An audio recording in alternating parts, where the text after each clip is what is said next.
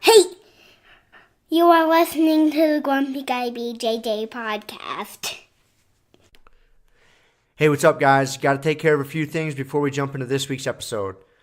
First, our Ramping Isometrics for BJJ program. It is a 12-week program, all laid out for you. It's going to help you build strength and cardio in the fastest, safest, and most convenient way possible. This is how James and I have been training for the past year, and we love it. So we put this program together so you can just follow along, and we are certain you will see and feel the benefits that we do. It's only $15. Just go to grumpyguybjj.com, click the drop-down menu in the upper right-hand corner, and you'll find it. Next, R3. This is our K2 D3 supplement. It is a combination of those two vitamins, D3 and K2. These are two vitamins that James and I have been taking for a long time that really help us recover from hard training sessions. And for only $15 with free shipping, you get a whole month supply. I was going to pull up some studies explaining the benefits of D3 and K2, but I'm not going to insult your intelligence and pretend to be a fucking scientist. I take it. It helps me recover. That's it. So for $15, check it out. And last but certainly not least, we have partnered up with Jiu-Jitsu.com. They have a ton of awesome BJJ instructionals, and they have hooked us up with a discount code for our listeners. It's Grumpy10. So what you got to do is you go to Jiu-Jitsu.com, which is DIGITSU.com. Find the instructionals you want, throw them in a shopping cart. In the little discount code box, you type in Grumpy10, which is just GRUMPY and the number 10, 10. That's it, no spaces. Boom, you get 10% off. You're up and running. They got a nice app you can download on your phone. That way you can take your instructionals right to the gym with you, watch the technique, drill it. It's a pretty sweet setup. So once again, DIGITSU.com. Discount code Grumpy10, GRUMPY10. Simple as that. To find all this stuff I just got done talking about, go to our website, grumpyguybjj.com. Click the drop-down menu in the upper right-hand corner. There, you'll subscribe to our newsletter for podcast updates. You'll find links for the Ramping Isos program, the R3 Recovery Supplement, and then under the Programs and Products tab, you'll find a link to Jiu-Jitsu.com. And let's be honest, if you guys can't figure out how to navigate a website by now, there's nothing I can do to help you. So quit fucking around, check it out, train hard, and let's get into this week's episode. And boom. Back again, yet again. Back yet again. All right. So, okay. Another Saturday after training. Saturday after training. Got, it's been like 10 days since your surgery. Roughly. Yeah. Tuesday would be 7, right? And then Wednesday, Thursday, Friday, 10, 11 days. Yeah. So, yeah, I got to drive you up to Vail for your follow-up and play the fun game of what does the nurse say versus what does Rob hear. And watch you interpret her instructions over the last few days has been fun. Hey, man, I'm sticking to the protocol. Kind of. I am. It's an interpretation of the protocol. I'm not going outside the protocol. Right. You just forgot about a few things. Like having to, use the crutches plural for 4 to 5 days. She said wean yourself off. Yep. So that means you slowly have to go from 2 crutch to 1 crutch to walking. Is it 2 to 1? Yeah. Why not 2 to none?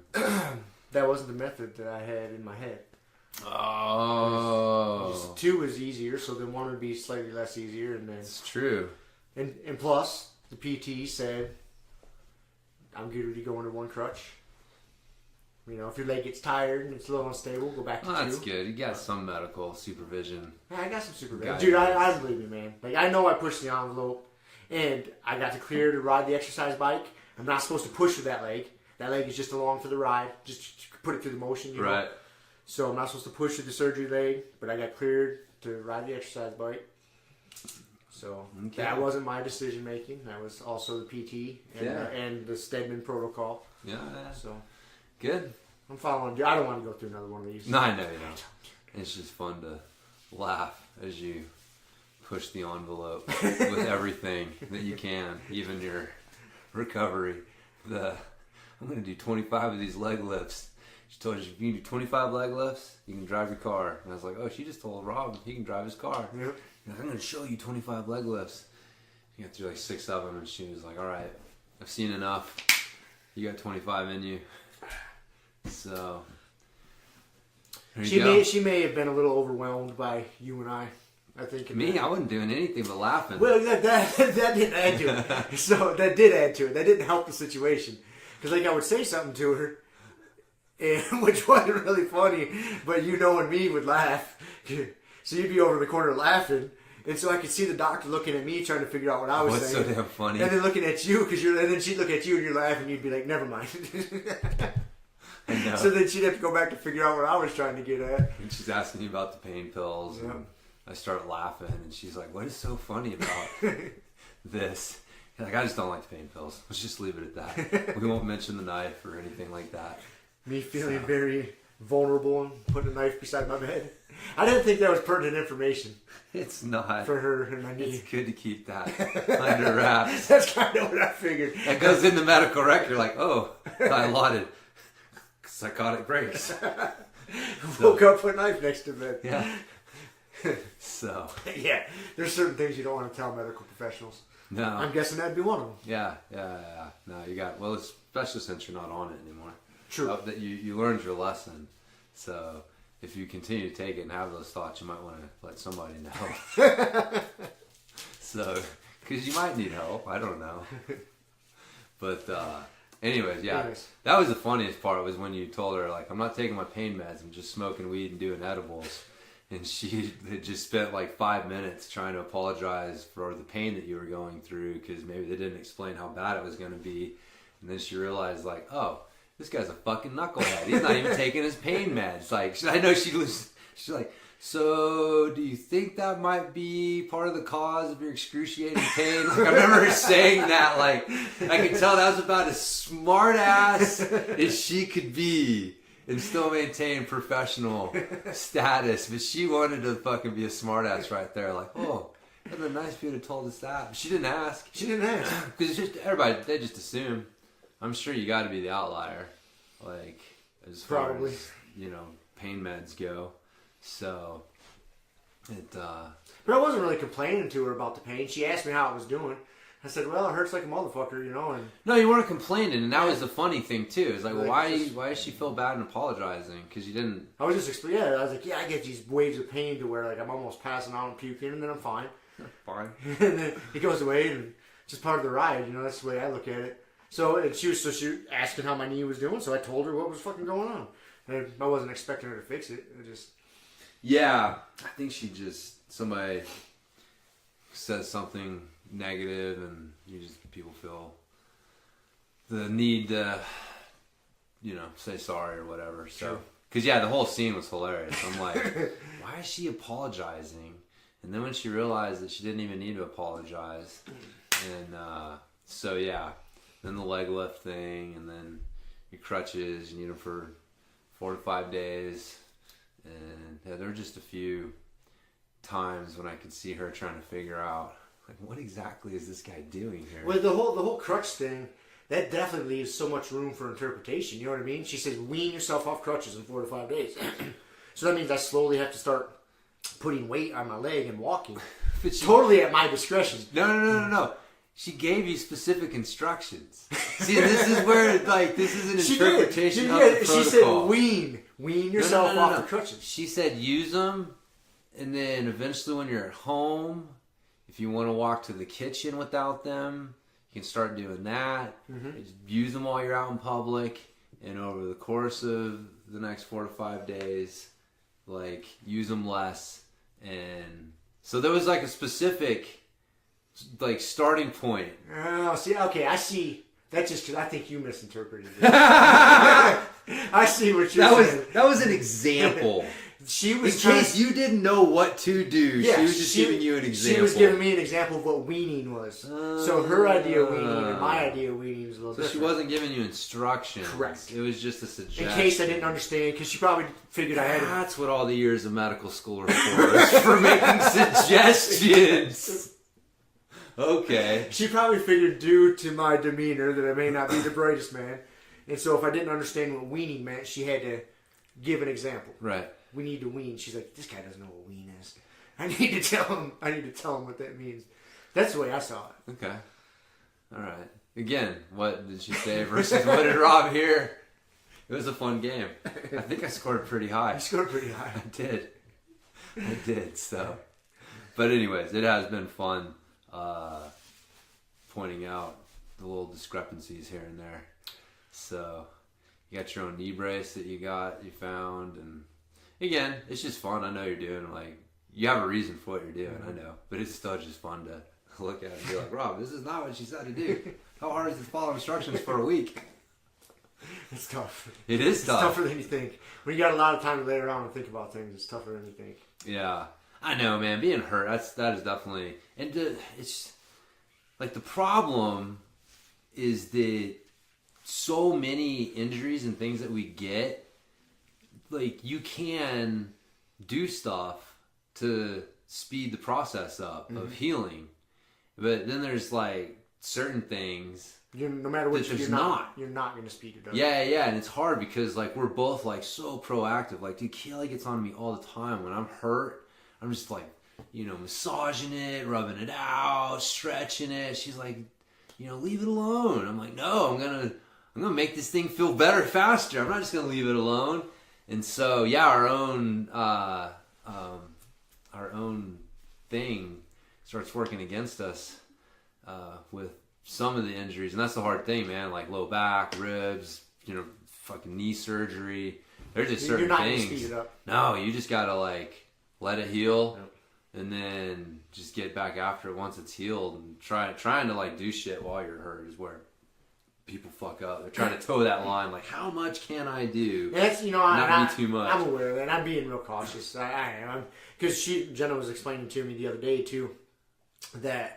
This is interesting. I hadn't really thought about it. When you first put that cadaver tendon in, that's when it's strongest, because it's its own tissue at that point. Yeah. And and then slow, like over the first 2 weeks, it's still kind of in that state. But right about that 2 week period, the body's like, okay, we have to bring this into, like, make it one of our tissue. So it starts that acceptance process. And then you got that window basically from like 2 to 4 weeks to where that tendon is at its weakest it's ever going to be. Because it's not quite its own tissue yet. The body hasn't totally, taken it in yet. And it's in this like little morphine fucking phase. And that's when it's super suspect to tear. She's like, most of the time if ACLs fail in the surgery, it's usually in that window someplace. Yeah. Huh. And so she's like, yeah, it's really weak. We're getting to that point now to where it's super weak, and up to 4 or 5 weeks. It's before it starts going back uphill. Huh. So, yeah. It's interesting. So it is like funny, man. Like eventually, like that cadaver tendon is going to be, like everything's going to be just yours. Mine, yeah. The body just accepts it as it. But it's not even accepted. Like it's literally like, because all the cells, like it's gonna literally, like that tendon, the cells in it are not the same. In 10 years, they're not the same cells that are here today. Right? And so, like, today the cells that are there are from the cadaver tendon itself. Like, they're from the donor. They're his tissues.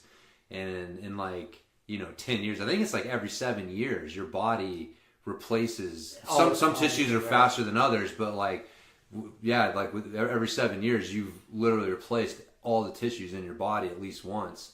And so, yeah, that's like, in 7 years, that cadaver tendon won't be a cadaver tendon anymore. It'll be like your tendon. That's weird because they have like those boats that, like the old boats that are like, oh, this is so and so's fucking wooden boat, and they replace all of it's eventually replaced over time, one piece at a time. It wasn't all done at once, and so it's still like. Is it still what makes it that boat? Yeah, is it still that boat? It's still that boat, yeah. Even though it's all been replaced, so. That's going to be your tendon, man. It's like the boat. It's going to be Rob's tendon. Is it Rob's or is it Frank's tendon? Yeah. So, that won't be yours. I hope. Yeah. It's crazy, man. The body's fucking nuts. That you can, like, put another tendon in there. And their body's going to, like, use it and turn it into its own. It's pretty fucking wild. It's fucking crazy, man. Like, there's nothing that we can create that even comes remotely close to being able to do that. Like our greatest medical, like, you know what I mean? Like the best we can do is put it in there and then let the body do its thing. Yep. That's it. Like, we're not doing it. We're not, like, influencing it. Just putting it in place. And Yep. Hoping the body takes care of the rest. Yeah, and then the body takes care of the rest. And we're just, like, stewards of, like, this crazy fucking black box. We don't know how it works. Just hope it works. Yeah, just pop shit in. Most of the time it works like this, man. That's the funny thing with people. It's like, most of the time it works like this. Well, that's the, man, like, with the statistics and stuff, like, when people start saying, like, oh, most people are like this, and then you start looking at the stats, and you're like, you know, even if it's 80%, right? Even if it's 80%, like, that means that 20 out of 100 people, that's not, like, they're the opposite. Like, they're not, and that's not a small number. So, it's, yeah, when you start just going on averages and, oh, most people are like this and whatever, it gets funny. But you got to do it with most people's legs respond this way. So, here's our protocol. Hope it works. Hope it works. Good luck. It'll be different in 2 years. That's been the thing, man. Yeah, you keep looking for the old protocol, and they're like, those barbarians 2 years ago we're doing it right. We're doing it right. We got it down now. So, anyways, well, let's hope. Yeah. What are you like, getting out of your garage and doing some I started training? Just yesterday. It was really the first time I started throwing in some, like, additional upper body stuff in between my PT exercises. Yeah. I got half a dozen exercises I got to do. As far as balancing on one leg, I mean, real simple shit.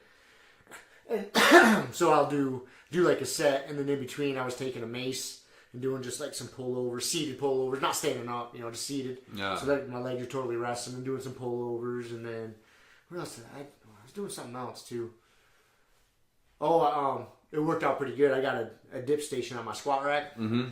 And the dip station is like a perfect height for me to use as balance for doing like my balancing PT stuff. Mm-hmm. And so I put the dip station there, and I just balance on that, do my PT stuff, and then I jump up and do some dips, and then back and so. That was the first day I started throwing some upper body shit back into it. Nice. I didn't go too crazy. Yeah. Like I say, my body doesn't need to be putting a ton of resources to fucking repairing those muscles. Yeah. So. Yeah. But just moving felt good. Get some movement. Yeah, dude, I was pumped. Just like, oh, the dips felt good, and the pullovers. It's like, I'll be doing some pull-ups tomorrow. Get a little pump going. Yeah. Burning some of my energy. Forget. It's like, oh man, I like the pump. Yeah. So, that's cool. So, but I've been good up until, like I said, yesterday was really, because I did it like the first day, and I got yelled at. And that makes sense. That makes sense. I agree. That was dumb. So I've been really good. I hadn't done anything. And so yesterday's the first time I was like, oh, I can probably throw some upper body stuff in now. So Yeah. As long as it's easy. Yeah, I'm not trying to kill myself. It is. It's all, I like, Jenna said, it's energy management, resource management. Yeah. And so, 24 hours after surgery, you need to just be diverting all resources towards the knee.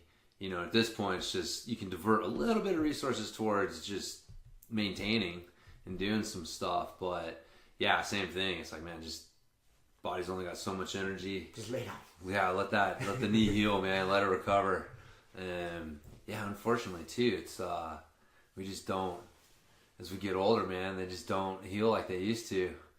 I mean, fucking 20-year-old athletes get ACL surgery, and they're like back competing in like, what was it, like 9 months or something like that? I forget like who it was, but somebody came back from like knee reconstructive surgery. I think it was it Tiger Woods or something? I don't know. I remember hearing something, or maybe it was somebody, man. Yeah, those pro athletes, but I'm sure they probably get it. Like, one, they're younger and better specimens, better people. You know what I'm saying, so to speak. Yeah. Genetically. Yeah. And two, I'm sure they got enough loot to where they're doing stem cell and PRP, all that shit. Yeah. Additionally, to help her recover. Everything You know what I they can mean? do, yeah. Everything they can do. Yeah. Yeah, if I had the loot, I'd be getting some fucking PRP and stem cells shot in there.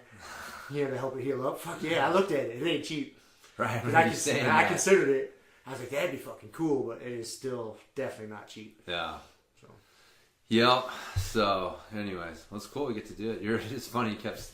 You're like amazed that the Stedman clinic lets you in to have your knee worked on. Oh yeah, it's really surprising. It is nuts though, man. You walk in there and it's just fucking signed jerseys and pictures and just all the athletes that they've worked with, and It's that's crazy. They definitely got that down to a science. I mean, it is a factory in that place. I mean that in a good way. They got it down.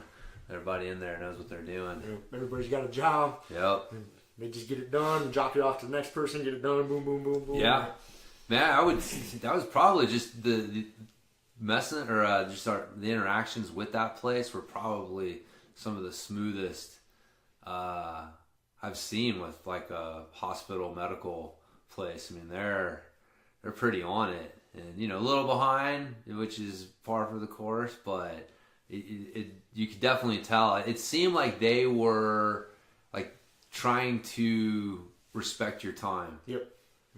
And I guess probably, I mean, you don't attract high profile, because man, people like that, like they're used to having their time respected. You can't fucking treat them that way. So I kind of felt that, like that vibe was like, there's a little bit different level of professionalism around here, because they're used to dealing with really high performers that kind of demand a little bit higher degree. Yeah, and some of those professional athletes, they're not going to be sitting out in the waiting room for 15, 20 minutes waiting. You know what I mean? That's just not but dude, even like 15, 20 minutes is like, dude, you go to like some, we've all had the fucking nightmare where you go to the doctor's office and it's like half an hour, 45 minutes, and then they lead you back into a little room, and then you're just sitting there. Yep. No one's talking to you. You gotta go fucking track someone down and be like, hey, did you guys forget about me in this room? What's going on? Oh no, someone will be with you in a minute. Like 15 minutes later, and you're just, it's a fucking nightmare. I can't even tell you how many things I have just, you assess, like, okay, this hurts, it's bleeding, it might be bad, but do I really want to go and deal with the fucking emergency room in the hospital, or going to the doctor and all this stuff? And you weigh it out, and a lot of times the answer's no. So just suck it up, man. Deal with it. Deal with it. Just fucking deal with it. Just deal with it. So, which is, probably good. I mean, that place is definitely a well-oiled machine. Yeah, it's impressive. It is. I got to have my knee operated on. I'm definitely going there. You might as well, because you're going to spend, if you got insurance, you're gonna spend the same amount of money whether you do it here in town or you go to one of the best places in the world. Yeah, the best place in the world, like 2 hours away. Yeah. Like, why wouldn't you do it? That's my thought. It's like, why the fuck not? Why the fuck not, man? Why the fuck not? So, exactly. Yeah, well, good. Adventures continue. They do continue. So, and I was trying some new stuff with my training. We were talking about earlier this week with trying to take the isometrics in the different direction, the yielding isometrics. You've talked about them a little, because you got the Steve Maxwell's when he came out with that program book with it. Yep. And so again, the idea, like the stuff that we do a lot of when we're talking about ramping isometrics, is like overcoming, where you're pushing into something, an immovable object, and then the resisting or yielding is where something's pushing into you and you're trying to resist it. And so it's interesting. Different. It's a subtle but very it's an important distinction, because it is. It's like the difference between trying to, like, if you got somebody's sleeve and you're trying to like pull it in and lock it into your hip for whatever reason, the overcoming is you trying to pull it in, and then the resisting and the yielding is like, once you get it pulled in, keeping it. They're trying to pull it out, and that's not the same thing.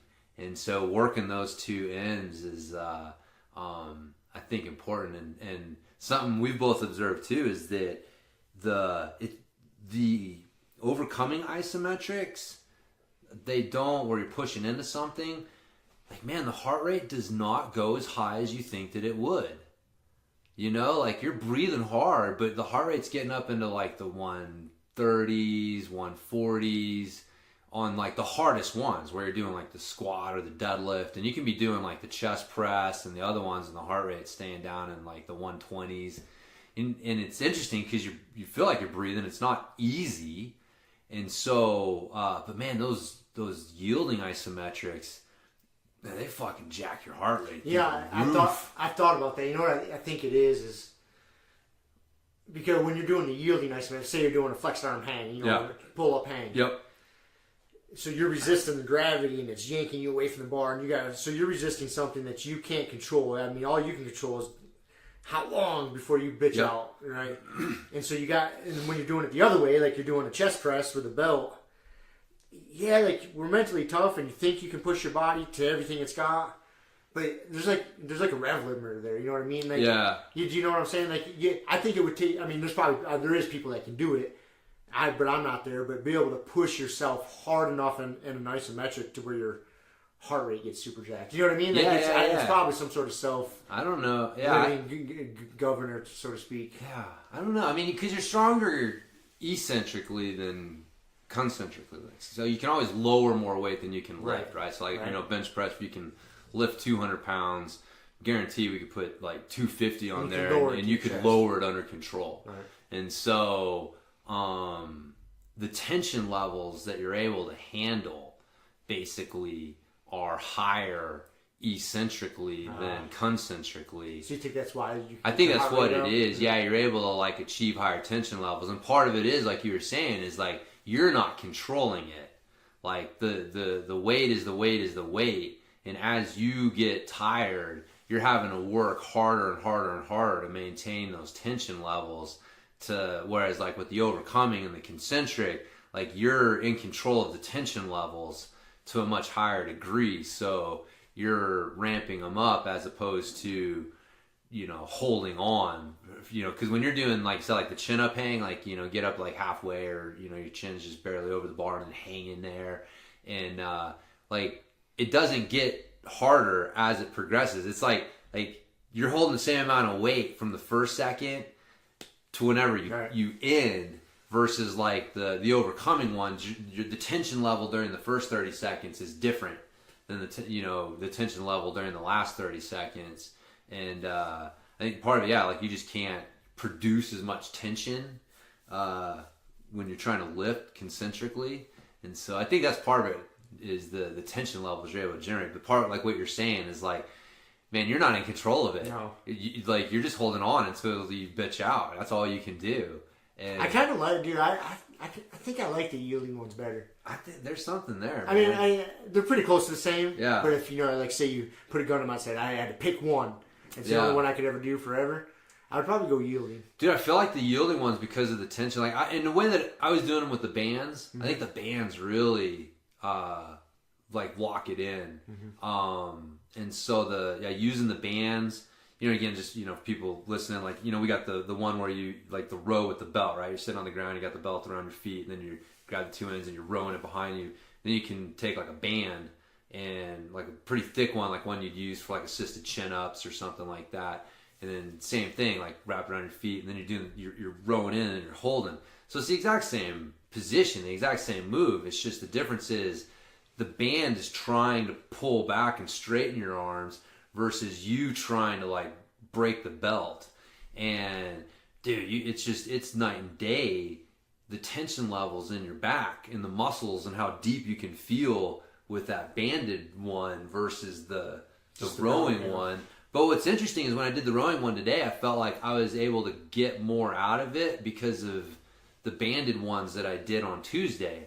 Like I felt like I was able to kind of like access, connect muscles. Like I was activating and turning on muscles, you know, to that I wasn't getting with the rowing, the regular concentric one. And once I got those activated, and I kind of made that mind muscle connection, it was like I could start applying them a little bit more to the overcoming ones. So that's my plan now. Is Tuesdays is to do a yielding isometric workout, and then do the overcoming on Saturdays when we got everybody there. We got belts. So belts and bands, it's going to be my new thing. And of course, what's hilarious is I used to have one of those platforms that you could like strap the bands on and do shit. I had that thing for years, like literally since I first opened my first training facility, which is going on, when we first moved to town, so it's like 10 plus years ago.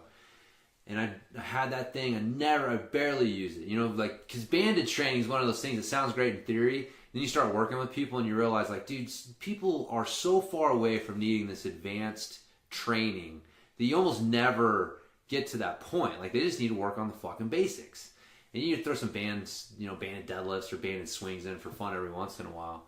But, man, I had that fucking platform. And then, fucking 6 months ago, I decided I'm going to get rid of it. And I just fucking threw it out.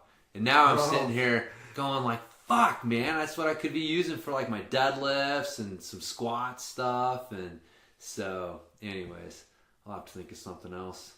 But it's funny you just got rid of it. Ah, dude. I've done that more than one time in my life. God, and you know it too. Yeah. You know it. You're like, I'm not getting rid of it because I know I'm going to think of a reason to use it eventually. And you know as soon as you get rid of it, you're like, dude, I should have kept it. Should have kept that thing. Within a few months, it's like the reason that you needed it reveals itself. It's so maddening. If there's some way to like trick fate, like put it somewhere and hide it for like 3 months, and then like if it still doesn't need to be needed, then you know for sure. Yeah, dude, I do that. So, I've gotten rid of a lot of shit from my house in the past couple of years. Yeah. So it's pretty bare bones, but it was what I would do when there was a lot of things I could get rid of that were just no-brainers. Like, I don't need this. But you start getting down to like certain clothes and stuff, and I'd be like, man, should I get rid of this? Do I ever wear it? So the trick I would do, I'd get like a trash sack, put everything in there, throw it in my closet, like just stuff it back in the corner, and then set a reminder in my phone, for like 6 months or 3 months or whatever. And then when that reminder pops up, like a bag in the closet, like if I haven't gone to that bag in 6 months or 3 months, whatever it is, just get rid of it. Just get rid of it. Don't crack it open. Don't look at it. Right. Don't remind yourself. Don't remind yourself what's in there. You obviously don't need it. Don't need it. Just take it, put it in your car, take that shit to Goodwill, and be done with it. I've done that a couple of times. Yeah, I've done that once, right? But that's what we're gonna have to do with Z and his toys. It's just getting too many. Well, I mean, you got a couple things. One, like cheap toys today. They're just like, it's not the same as when we were kids, man. It's like toys were made well, and they weren't necessarily cheap. They might have some inexpensive toys, but they weren't cheap. And there's just so many fucking cheap toys out there now. And so he's amassed so many fucking toys compared to like what, we had when we were kids. And he's at this age where, he's 6. So he's kind of, there's some little kid toys that when he was 2 or 3 that he's starting to get a little big for. And so, we're going to do the same thing, man. We're going to go into his room and we're going to have 3 piles of like definitely keep, definitely get rid of. And the biggest pile I know is going to be just throw it in a bag, stuff in a corner for like 3 months. And if he doesn't miss it, then it's gone. Yeah, he doesn't need it. Because, when you're in there and you're looking at it and you're like, oh, do you want this Ninja Turtle that you haven't played with in 3 months? And, I've been looking all over I love Ninja. Yeah, I want to play Ninja Turtles right now.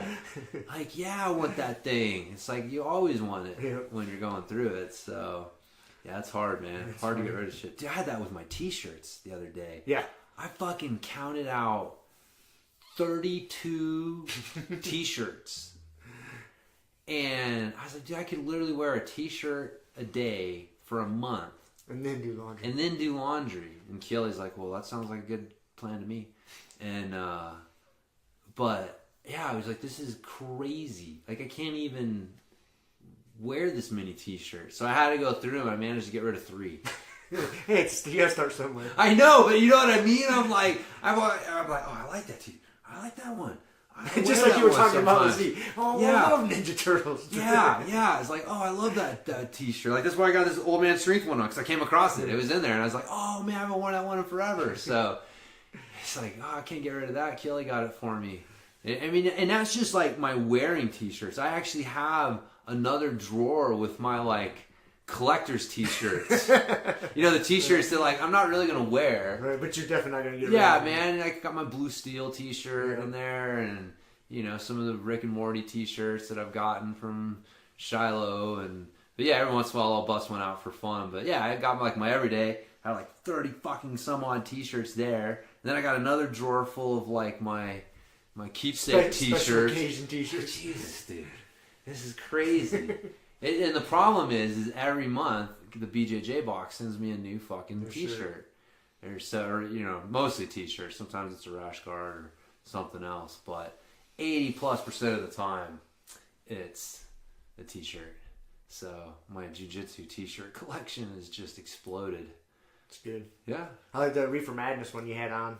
Yeah. The Jiu-Jitsu Madness Jiu-Jitsu one. Madness. Yeah, off the Reefer Madness poster. Yep. Yeah, that was funny. It's pretty good. It took me a second to put it together. Like, what am I looking at here? Like, I didn't get it till you said it the first time. I was looking at it. Dude, it looks super familiar. yeah. And so I read everything on there, looking at all the pictures, and I was like, the same thing. Like, there was like, dude, this is so familiar. What is this a play on? And you're like, Reefer Madness. As soon as I like the word reefer was coming out of your mouth, I was like, yeah, Reefer Madness. Like, yeah, that's it. Yeah. The gateway art. Don't grapple with the devil. Shit. Yeah, man. That one's a good one.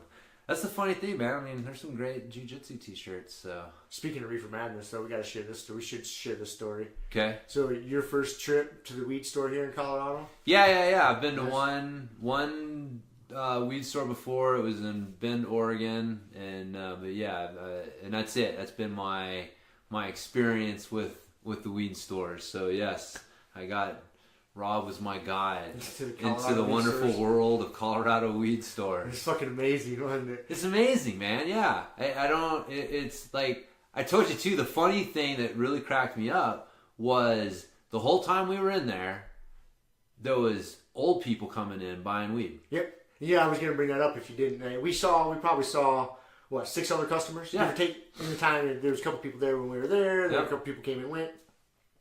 Yeah, and every one of them way north of 40. Oh, yeah. Yeah. Probably north of 50. North of like, 50, yeah. a couple of them, yeah. There was like old dude. Yeah, there was like some fucking straight up oldsters. Yep. Coming in. They're like, oh, we see you're on our loyalty program. I was like, oh, this is his first time. Or not his first time. Not his first time. Not like you and me. We're sitting there like kids in a candy store, like Smelling asking all the questions. strange And how about this? And what do you got here? And they're just coming in like, I want this and that. And yeah, but it was, wasn't hippies. Nope. Freaking, yeah. It was Super like professional. respectable people coming in, getting their stuff and heading on out. And it was, yeah, it's great, man. I know we've talked about it a bunch, like all the crazy fucking stuff we've had to do in the past to score weed. Oh, the shady drug deals I had to do as a kid, down in the hood. Yeah. Buying the old Flint Town Brown. Yep. And now you can just walk in. Walk into the store, buy good science weed. Dude, insane. They have like their pre-packed ounces for $150. $150 for an ounce of just fucking super. When we were kids, high I remember level. ounces. It'd be a good deal if you get it for like $2.25. Yeah. $2.50. Yeah. And it wasn't nowhere near this good of weed. Dude, ounces like this were like, because when Yeah, I lived this in is- California, man, I told you, I remember driving up to Northern California and getting ounces for like $300. Yeah. And then driving back down to Santa Barbara and gramming it out at $20 a gram. Allegedly. Allegedly. That's right. Dealing Sorry. drugs. That's right. There might be a statute of limitations on this shit. I don't know, man. Let's not find out. It's been decades since I've engaged in illicit activity of that Allegedly. sort. But, oh yeah, man. Yeah, that was so to see that is great. And then we got our gummies with the CBD and THC and Game changer for sleeping, too. dude, yeah, I was telling you, man, I've been sleeping like a champ. I've had it for the last 2 nights have been crazy because especially after rolling, man, like dude, I would get frustrated. It would like piss me off sometimes. Like sleeping would just be this frustrating event for me because I would just wake up in the middle of the night and just be so sore. And you just can't get comfortable. You can't get comfortable. You get comfortable and then you start to fall asleep and then you just get so sore and stiff that you got to move again.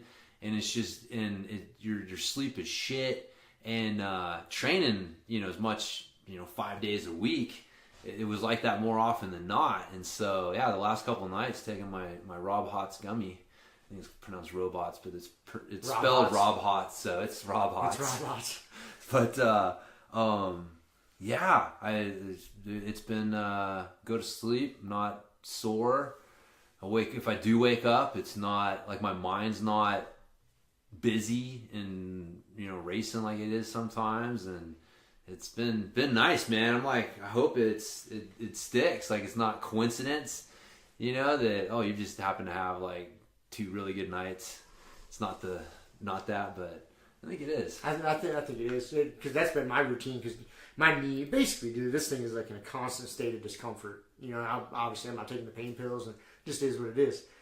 And trying to get comfortable at night is a motherfucker. Because just like you said, after a hard day of training, no matter what position you get into, it only lasts for a few minutes, and then you're kind of uncomfortable and you're shifting around. Yeah. But dude, that's the jam with this, dude. Yeah. I time it out, man. It's perfect. I eat an edible about an hour before I want to go to bed. Then I go out and smoke a little, then come back in and read, and you just boom, crash. Yeah. It gets me. I mean, 'cause I last for like 4 to 6 hours, and then I wake back up because my knee's hurting so bad. Right. And then I'll hobble out to the kitchen and get another half a gummy and go back to bed for a little bit. Yeah. But yeah, dude, without that, I don't think I'd be able to fall asleep. Yeah. Yeah. Like, It's good shit, man. And it's just crazy that it's still, like, more states than not, it's illegal. Like, we live in a town where you don't have a dispensary. Like, that's the thing that just blows my fucking mind. After walking into that place and seeing, like, dude, how professional it is. Yep. It's super nice place. You know, it is, like I said, it's old people and professionals coming in and getting their stuff. It's like, what on earth? And so much money. So much money. Well, that's what's so maddening about our little town right here. And granted, in this county, they won't let weed come in and be sold recreational. But right now, this election, they're wanting to raise taxes. Property taxes. But they're wanting to raise taxes on everybody to pay for different shit. For schools, whatever, yeah. Whatever. We got some of the worst schools in Colorado around. And so they're trying to jack all the taxes up. Like, why wouldn't you just let weed come in and be sold? Yes. And you make so much money. So much money. More money than you know what to do with. Right. Like, I don't understand. To me, that's super frustrating. Like, it is, man. It's super frustrating. Yeah. It makes 0 cents. 0 cents outside of I think I told you before, the rumor I heard is that there's money from Utah coming in, just kind of into the Fruita and Grand Junction government, city councils and money. Stuff. The Mormon money, because they the do devil's not lettuce want. Away. Yeah, they're trying to keep it as far away from their borders as they can get it. And the last thing they want is, Fruita's fucking 20 some odd miles. We're like, about, less than that, man. 19 road, 19 miles from the Utah border. Less than 20 miles from the Utah border. And that's not what they want. So, because it makes no sense. The money from the tax revenue will help. And this is the other thing. This is actually that I just finished that Johan Hari with the Lost Connections, his interview, and really good shit. But one of the things that he pointed out that was like, well, duh, is drug dealers don't ID people. So like, if kids want to get drugs, it's way easier for them to score weed on the black market than it is to go get alcohol. Well, why is that? Well, because the liquor store is going to ID. There's no way that they're going to risk their license just to sell to some kid. Sell to a minor. The fucking drug dealer down the street don't give a shit. Mm-hmm. He's going to sell to whoever. So if you really want to put a barrier between kids and these substances, legalize it, eliminate black market. Exactly. Mm-hmm. When he said that, I was like, wow, that makes so much fucking sense. Like, when you make it illegal and it's in the black market, like, there's no, like, that's it. The barrier is just, can you find someone? And whereas, like, if you want to get alcohol, man, you gotta, find someone who's willing to go, buy it for you or get a fake ID. It's just like a pain in the ass. So, yeah, man, throw up these barriers for these kids if you really want to keep them from using this shit, because that is definitely a problem. Like, there doesn't need to be like more young kids using the shit. So, but I wonder if, because around here, like, it's still, you can't get it recreationally, and so there's still a little black market going on. And like I said, like I know, like, some of my daughter's friends, they're fucking 13 smoking weed and vaping and stuff like that. And again, man, it ain't the Flint Town Brown. It's the good science weed. Dude, the science, I can't even imagine a fucking 13-year-old brain on science weed, dude. Like, get out of here. I mean, I smoked, maybe like 2 or 3 times my entire high school career, I smoked, and it was, I remember I didn't even get high the first couple times I smoked. Like, that's how fucking weak the weed was, is you're like, and I remember that was like common. Like, people said, like, dude, you may have to smoke a couple times before you actually like get high. And, dude, I remember the first time I got high though, dude, I thought I was fucking losing my mind. Yes. That needs to happen to more people. Dude, I was fucking tripping, yeah. So, hold on, we gotta take a pee break. Okay. Okay. Bong hit. Mid-show bong rip. That's right. And we're back. Refreshed. I considered it. It's like, no. I came back down to a good base level. I don't have quite the tolerance James has. No, not yet. I don't think I'll achieve it the next month and a half. No?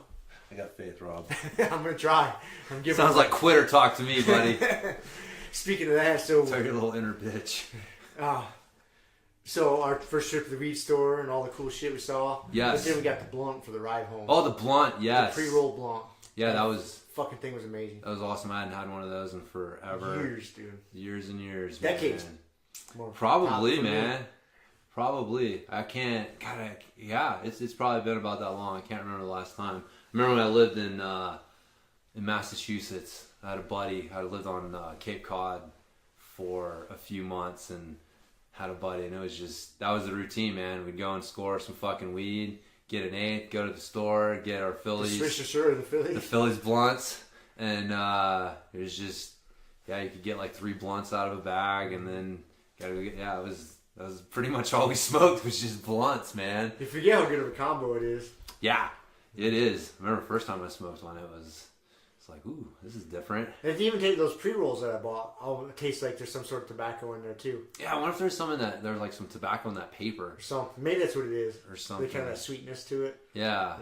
But that is an interesting, good combo. It's so good that, dude, I'm going to have to take a trip up to the weed store this week. Get some blunts. Those things are nice. Oh yeah, man. Yeah, those are good. And then you got your, just straight up like rolled tobacco and weed mixed together. Yep. That's a whole nother level of the tobacco. First time I smoked one of those, dude, I thought somebody had spiked the joint with something. Like literally, man. Like somebody was like, "Here's, smoke this," and it's this big old fucking, joint. And I'm like, "Oh, sweet," hitting it. And I remember we were at the beach. It was during a modeling thing. I was doing some modeling shoot, and one of the photographers or their assistant had given it to me. And I remember turning around and like started to feel a little funny.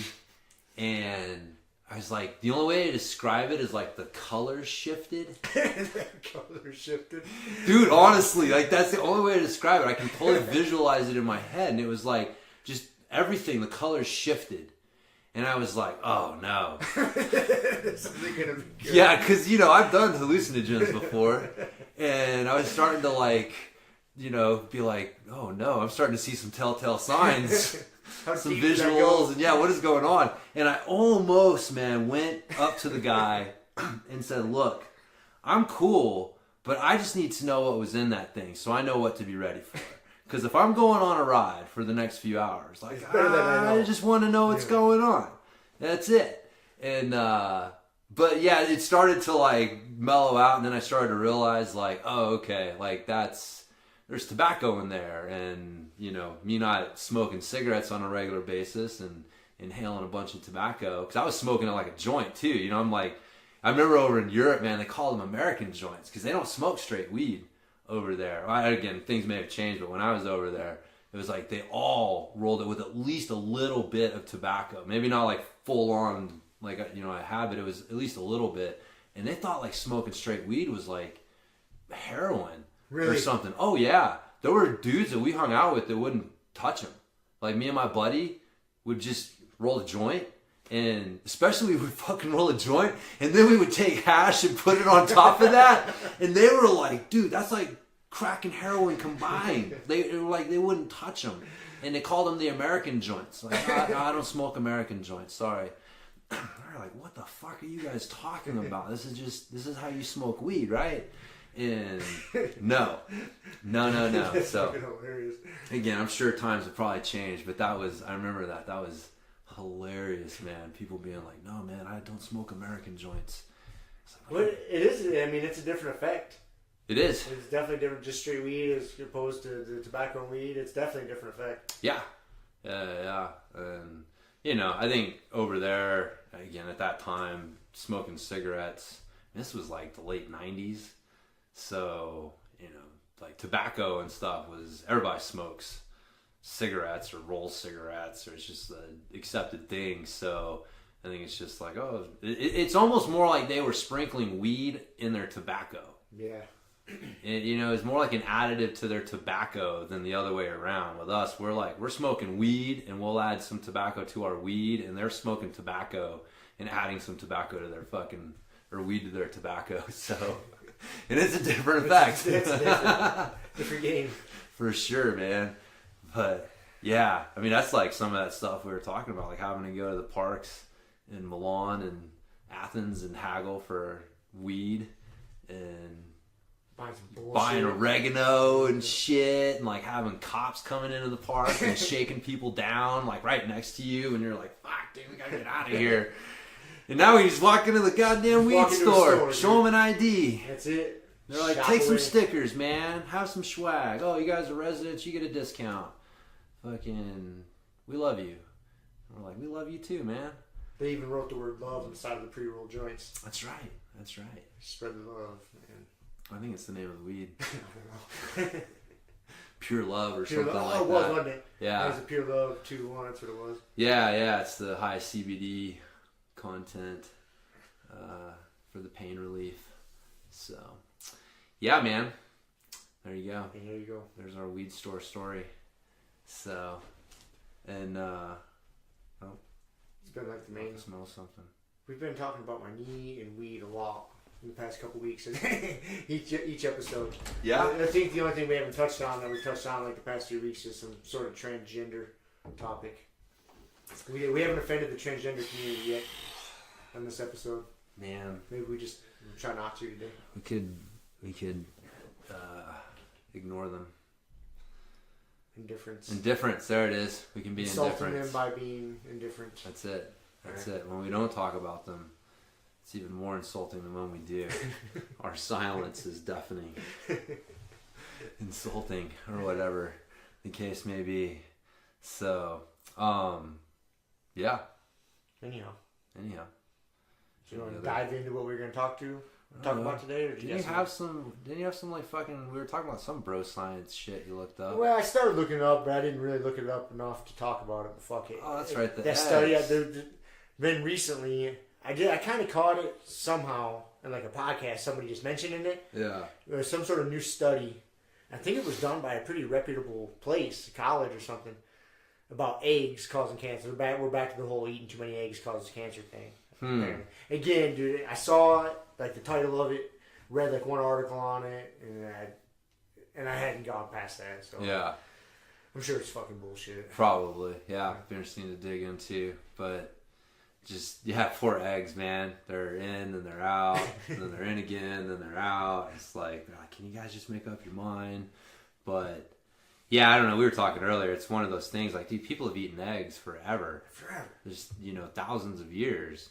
And I just don't see. It's kind of the same thing with like gluten. You know, when you really dig into it, it's like it's not gluten. There's like a lot of modern factors that kind of center around gluten. You know, like how it's processed and being coupled with modern diets and things like that cause a lot of the problems. Because man, people have been fucking eating gluten since the dawn of time for all intents and purposes. I mean. Fucking agriculture, again, there's debate. Were they brewing it for beer or bread? One of the two. But it wasn't soon after, whichever one it was, the other one came along with it soon after. But people have been eating fucking bread. Like, that was how one of the impetuses for us coming together and creating larger civilizations. So, and with that came eggs. Did you know that the Persians introduced chickens to the Greeks during the Persian Wars? I feel like you've told me this before. Yeah. I'm pretty sure. Game fact from my game. I was waiting for a load. It throws out some facts here and there about stuff. Does it? Yeah. Apparently the Greeks had a game similar to street hockey. Had like a curved stick and everything. Really? That they would play. Yeah. I forget the name of it, but I was like, that's interesting. So then one of the factoids is and I've mentioned this before, that like Pythagoras had said that the Earth is round and it rotates around the sun like thousands and thousands and thousands of years ago. So, and that was one of their things, is like it was established in, I forget what year, but that the Earth is round and it rotates around the sun, not the other way around. So just interesting that, like, how the fuck did he know that, man? Of course, in my game, he's like some super powerful demigod. He's actually my dad. I'm the son of Pythagoras. He's like 150 some odd years old. He's like some super being or whatever. He's tapped into the knowledge of the ancients, and so anyways, that's how the game would explain it.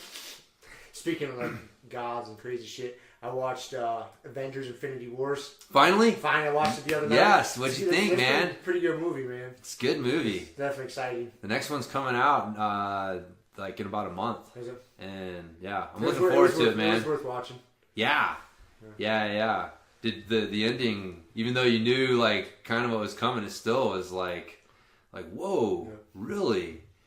It was well done, man. I like those movies. They're exciting. They're fun. Yeah. They're fun to watch. Yeah. There's very little downtime in them. Right. Just a little bit of story building here and there, and then boom, some shit going on. A little bit of story building, and boom, shit going on. Yeah, and it's usually like pretty funny too, man. Yeah. Like if they are talking like they're calling Thor the like an angel and a pirate had a baby. The pirate angel. The pirate angel. That's right, because his eye was fucked up. Yeah. Yeah. It's a good movie. It's a good movie. I got some of the other ones on Netflix. I think like Ant-Man or whatever. I don't know. Any of those Marvel ones are pretty good. They're fun to watch. Mm-hmm. They get a little political from time to time, but it's to be expected. It's Hollywood. It's Hollywood. So they got a virtue signal to somebody. Yeah. And, it's, part of the deal, man. Hard fucking segue here. What do you think about TJ Dillashaw getting popped? I have. Has there been any word on what it is? The only news out so far is, and he broke the code, like broke the silence. He's like, hey, I failed the USADA test, and I'm going to relinquish my belt, and that was it. Nothing's come out as far as what they found or how much or nothing. And it was kind of weird too, is because usually, like after they've kind of fucked up over the years, like USADA, from what I understand, kind of has, because initially is what they would do is like as soon as someone failed a test, they would like announce it publicly. Yeah. And that's even before they had like even all their ducks in a row and all the details and everything. Well, that just smears somebody's name, so they stopped doing that over the past couple of years to where they would keep their mouth shut. Like basically they would tell the UFC. And then the UFC would deal with the fighter, but until all the findings were final, because once it pops hot, then they got to go get the B sample and then check that, yada yada. Yeah. And so they wouldn't come public with it until they did all that. But apparently, from what I understand, is like TJ. As soon as like TJ got the news, he went public. And so then USADA was like, oh yeah, that is what happened. But so that I think that's why not all the details are out yet, because he came out public before. Yeah, I'll be interested, man. I'll be interested to hear what he's got, what his side of the story is. I mean, it's with, it was interesting that he gave up his belt so quickly. And that was his discretion. Yeah. Like, he just gave up his belt. Yeah, like, no, I'm going to, He didn't say anything else. Nothing. Just like, no, I relinquish my title. Yeah. And so I'm seeing that, initially, that's just like admission of guilt. Like, he's like, fuck it, I'm not fighting this or something. It's weird. Yeah, that was what I found was weird. I mean, out of the whole scene, fighters getting popped and whatever. But the fact that he just relinquished the belt, and it wasn't even the fight that he got tested and popped for. Wasn't even a fight in that weight class. Yeah, that was for the Henry Cejudo fight, which was the next weight class down. Right. So it's that was, I don't know. It was funny because I just got done listening to his interview that he did with Joe Rogan right after that fight. And, he was just talking about being in the best shape ever at 125 and how much weight he was lifting and, just how easy the cut was and all this stuff. And then he's getting, popped for something and giving up his belt real quickly. It's just, with all of the recent history with John Jones and, even like, was it Josh Barnett? They recently they fought USADA and won. He got Yeah. his name cleared. Yeah, and there's definitely been enough, examples in the past of people that have fought and won that to just be like, I give up, like right off the bat is strange. Yeah. And so, yeah, that was the thing. Like I can't, like if I really had to dig down and think of some weird conspiracy theory for you. Part of me is how do I put this? He's obviously very attached to his trainer, and this doesn't look good for him, right? Either Dwayne for his strength coach or his strength coach guy. The guy that works out of his house. Yeah, the training lab guy or whatever, who's just supposed to be this fucking genius, and he really, you can tell he really thinks a lot of him, and so part of me was thinking like, man, is he trying to just minimize the damage, the blowback to his coaches by trying to just keep this as low profile as possible, so instead of being a title holder trying to fight this, I'm just hey, I realized that I had a fight ahead of me and I wanted to focus on that and not worry about the title, so I just relinquished it. Like I could see him kind of having like that angle where he's just trying to keep things smooth, or as smooth as possible and as on the down low as possible, so it doesn't become some high profile thing. But that was, I don't know, it was, like I said, it was really funny because after listening to that interview and literally like a day or two after he got popped, and that was like, I don't know why, but that was kind of, I had that feeling like, man, this does not reflect well on his coaches. And because if it does come to be true, that is going to put the stink on that coach. Yeah, well, and he's the poster boy for Dwayne Bang, right? And for the strength coach guy, and so but let's be real. Like if it does come out that he was juicing with something, are any of us that surprised? I'm not. Not really. I'm not. I mean, dude, I think more guys in the UFC are juicing than they're not. Just not getting caught. Doing something. Yeah. On some sort of level. Yeah. Some sort of PED. Yeah, because that's always that gray area. Is there's things that aren't illegal because they don't know they exist yet. Yep. And it's just a cat and mouse game. Yeah. Who the users versus USADA, who's the head of the race. Right. That's all it is. Right. Yeah. I mean, and that's again, like goes back to what we were talking about with like kids and drugs, and if you want to fucking keep a barrier between kids and drugs, like make it legal. And it's like same thing with athletes and steroids. Like, man, a steroid dealer ain't asking his source like, yo man, is this clean? Is this pure? Is this good? Where'd you get this from? What, like you're getting stuff from a doctor, and there's a fucking like a chain of like, exactly what lab it came from, what batch it came from. Like, that it is what it is, and that you're getting what you're taking. You're not getting more, you're not getting less, you're not getting some fucking weird shit coming with it. And dude, remember, what was it, the thing they used to get like growth hormone from cadavers in like the pineal glands of cadavers, and like people would fucking like shoot that up, and it would like, I remember there was something that was like not good with that. But again, it was just, that's what you force people to do when you create a black market for things, and the dealers on the black market aren't checking this shit. Fuck no. No. They're not inspecting the lab. Yeah, man.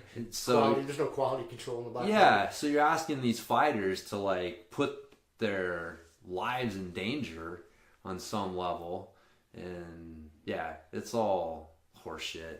So I'm interested to see if it's going to be another bullshit like this John Jones, oh, there was picograms in the system. Right. And it was just pulsing. Like, get the fuck out of here. Like, Right. I don't want to hear that story again. I don't want to hear that song and dance again. Dude, I think it's going to be a more common story. I mean, now that John Jones set the precedent. Yeah. And, you know, man, I will say, like, listening to that, what's his name? The testing guy for the UFC, Nowitzki. Yeah.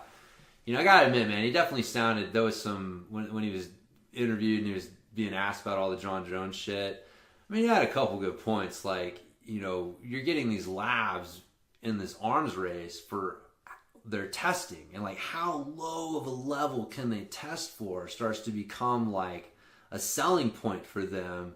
And so you start getting them testing for levels that they don't actually have anything to do with performance enhancement. It's just, hey, look how low we can test. Not, you know, here's the levels that we need to be testing for. Can you test for that level? Great. Okay, cool.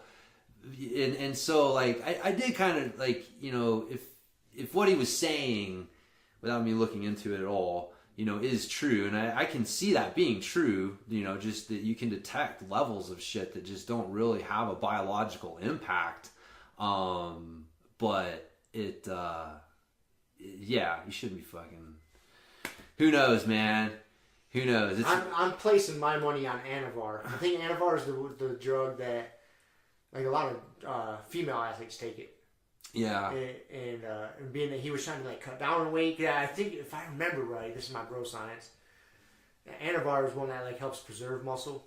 I think so, yeah. I think it helps preserve muscle when you're on, like, you know, calorie deficit. Yeah. If I remember right. I seem to remember that being. Something like that.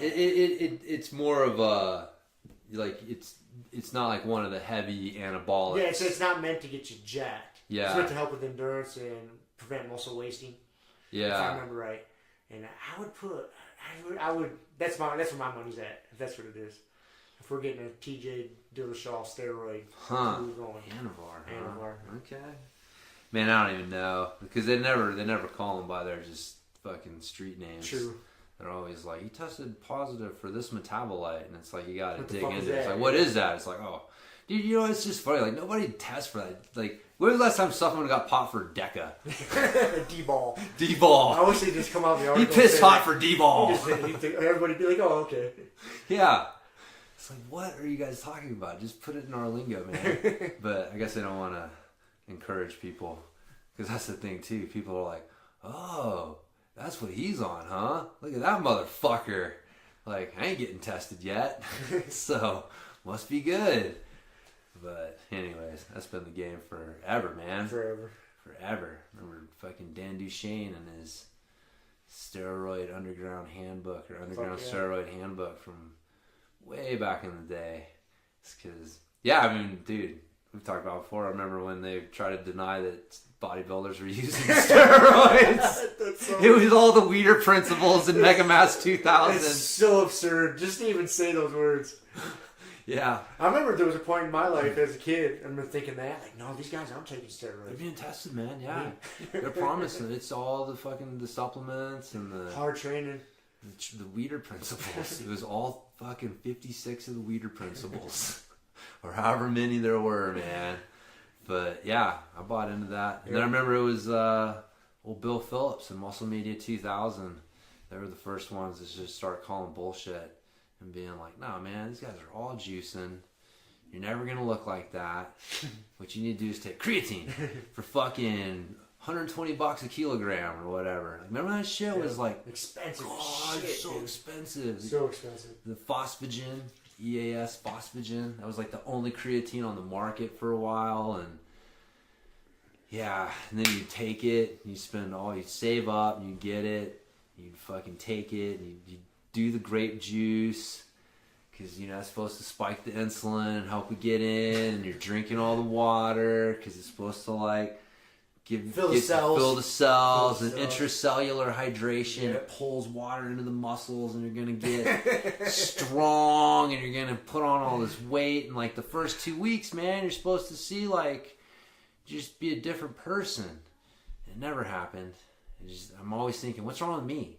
what am I doing Man, wrong it's here? funny, like, you explained that ad in such detail. Like, and I could recall all that shit you were saying, you know, the intercellular hydration and all that. That's fucking ridiculous nonsense. And the thing is, though, it's not untrue. Right. It's just, again, we've talked about, like, they would highlight the super responders and not telling you that, like, 2% of people respond to creatine like this. The rest of you are just gonna, like, maybe not. Like, dude, I've taken creatine so many times on and off. Like, I'm taking it again now, but it's like I just take it as it's just a supplement, like, to help me recover. Because I'm just trying to replenish my ATP CP. Like, I'm not trying to use it to help me lift more weight in the gym or get jacked. Although I was 172.5 this morning. Were you? Yeah, man. Fucking bulking up. I am. I've been over 170 for a bit, so I think it's sticking. We'll see, though. Summer's here. I'm going to be getting a lot more active. Yeah, biking and paddleboarding and stuff like that. So I think I may have just bulked up a little bit to have some weight reserve. So when I do lose weight, I'm not too skinny. Because, I started getting below 165, man. I don't feel like as strong for sure. It's, I like that 165, 170 range. But I'm trying to get up to 175. I have stepped on the scale and had it say 175. I can't get it to, like, stay there consistently. So, but you know how it goes. I'm going to have to get up close to, like, 180. Like, that's how I got to... If I want to be 175, I got to overshoot it and have it be kind of the middle there. So I haven't quite made my mind, like, put my mind on 180. So kind of happy with where I'm at. Just have Angela make you some more chocolate chip cookies. Right. Get you up to 180. Some breakfast cookies. Breakfast cookies, dump them in your coffee. That's right. So good. That's the secret, man. Yeah, it's so good. Yeah, so. Anyways. There's that. I guess that's all the extracurricular shit I got. I think so. That's all I got, man. I don't think I got anything on my notes. So we can talk about our jiu-jitsu subject for the day, which is routes. Pathways. Creating your own routes. Yeah. Yep. Nope. I don't got any other thing here. That's it. Routes. So this came up because you were thinking, God, I sat down. I was trying, because I've been teaching the Wednesday basics class for a while now, and trying to come up with some sort of curriculum on it. And you were talking about, some thoughts you had on coaching more, because as you're recovering, able to come in more, you'll be able to come in and help out with class and coach some more. So, and you had some thoughts on that, and something we've been discussing on and off, like the idea of creating routes for yourself. Versus just trying to learn moves. So I guess, like, if you want to try to kind of explain that. Yeah, is where I was coming from. I was initially coming from, like, a coaching standpoint. So let me touch on, like, usually the way we coach, like, so for example, let's say a side control escape. So for that day in class, you're teaching side control escapes, and you'll teach escape number 1, escape number 2, escape number 3. Yeah, it's a very common way to run a jiu-jitsu class or, teach techniques. So is what I was thinking. And there's nothing wrong with that, but I think to change it up once in a while, like, to teach a route. So, like, let's say we'll start there, for example. So what I mean is, so you teach a side control escape, and then let's say it's like you pop up to dogfight, and then you take them down, like a double leg. So what kind of position do you end up in there? Oh, you end up in, like, side control. So what would be the next logical, progression from there would be mount, and then maybe armbar. So that's a route. So you did a side control escape, to the sweep, to the mount, to the armbar. Yeah. And so teaching classes like that, having some lessons and prefab routes out, laid out for people. Yeah. The beginning to end. I can see it being pretty valuable, because you see it. I think I don't really remember what got me started thinking about it, but I remember one day I was watching, like, this white belt roll, and you could clearly see that he just didn't know, like, where to go. I could clearly see him just trying to do moves, like, oh, this is this position, this is this move, but there was no, like, intent behind the move. So Right. he didn't really understand why he was doing the move. It was just, once I was in this position, this is the move they showed us. Yeah. And I was like, okay, that's a big disconnect. Yeah. You know what I mean? Like, if you're just going from position to position, trying, checking your memory bank every time you're in a position. Oh, that's a move from that position. Oh, that's a move. And then that's a tough way to piece it together. So I think teaching a route would kind of give someone a purpose. Yeah, no, man. I don't know. I need to experiment with it and see how it goes. Yeah, I think there's something there. I totally agree with that. I think that there's, a couple reasons I like that. I think that there's something there. One is, we talk about this a lot with people when trying to explain, like, what is good jiu-jitsu? And a lot of good jiu-jitsu takes place in the transitions. Yep. And so, but those transitions are what you're talking about, like a route. So, like, for example, if you hit someone with a scissor sweep and then you pull yourself up to mount, like there's specific transitions, there's specific openings that are there. It's not just I hit a scissor sweep and then I'm mounted. There was a transition between scissor sweep and mount that as you get better and you learn how to exploit that transition better, it sets you up. And then you're like, okay, well, this sets up an arm bar. Like the way that I got up in this transition, they respond this way. So now I have this. And again, like in that transition, you can see, here's where the submission opportunity is. And so I think that idea of the routes is super important for people to get, because it's like that's where a lot of jiu-jitsu lies.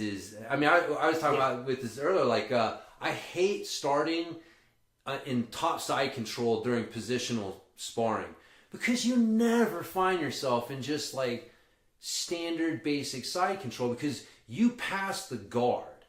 And somewhere in passing the guard, if you got to side control, at some point you pass the guard or you hit a sweep or there was something, and there was a transition between those two things. And in that, you were able to kind of hug the hips a certain way, or you were able to kind of kill, get the collar and kill their ability to move out a little bit. So to start in this kind of neutralish position on top side control is really kind of unnatural. I told you, like with Adam, I actually, at one point let him push me into half guard because he's hard to pin down.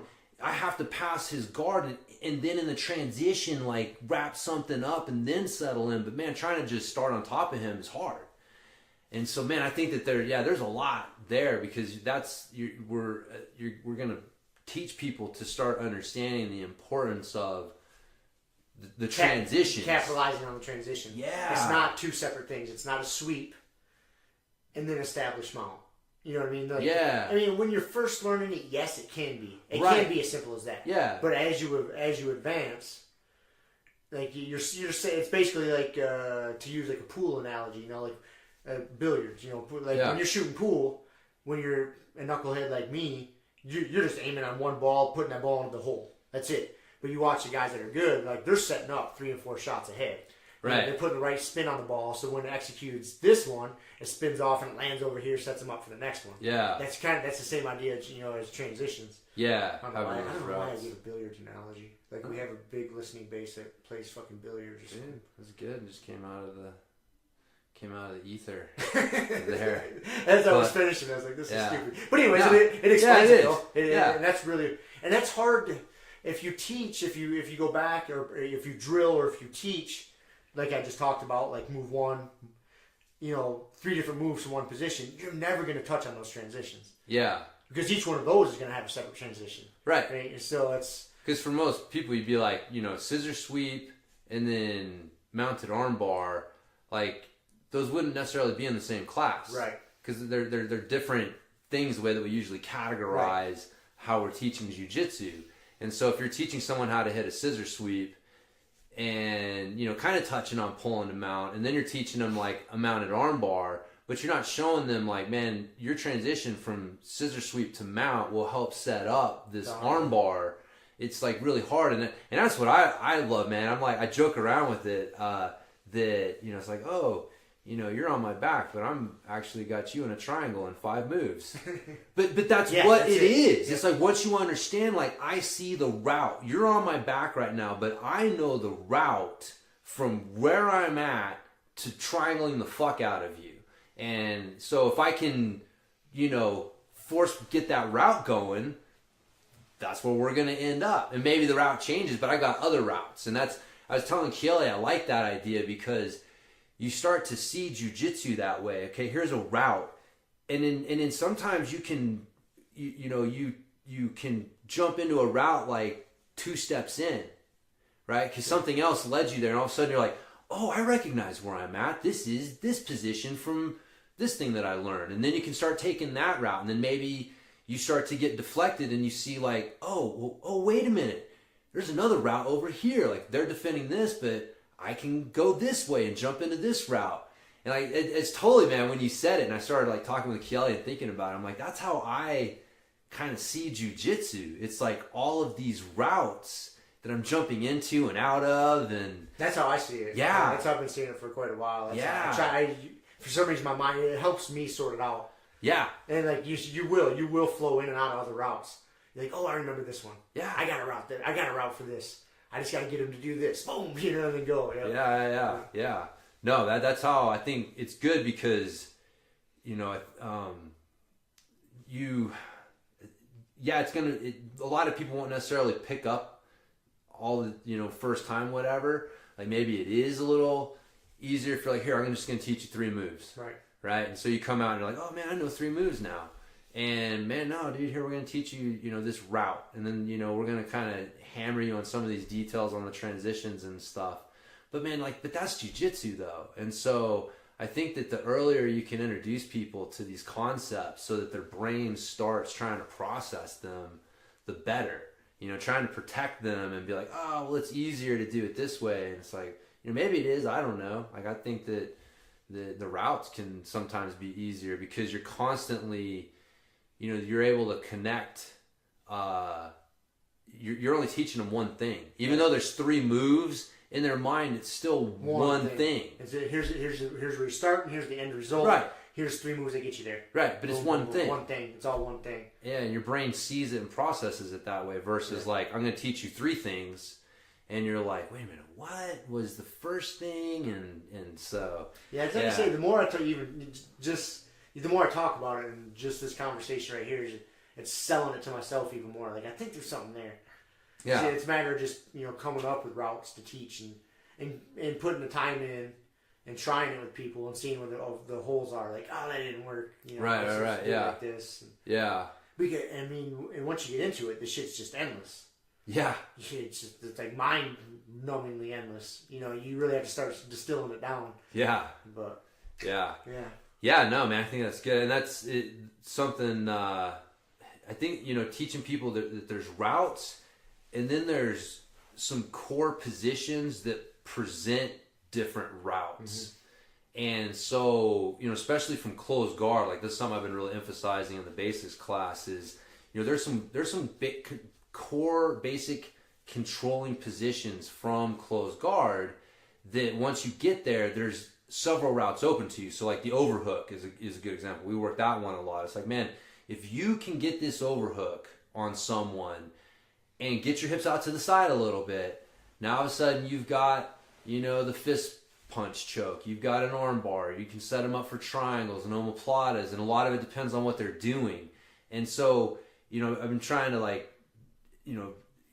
drill that into the new people's heads is like, man, when you, get yourself to close guard, if you don't know anything else, just try to get your legs around somebody, and then have like a position that you can get to that you have some different routes and some different options out of that position. Because again, people get caught up in moves, right? So they're trying to hit a hip bump sweep without realizing like, no, man, all you need to do is cap their shoulder with your armpit and just hang out there for a second.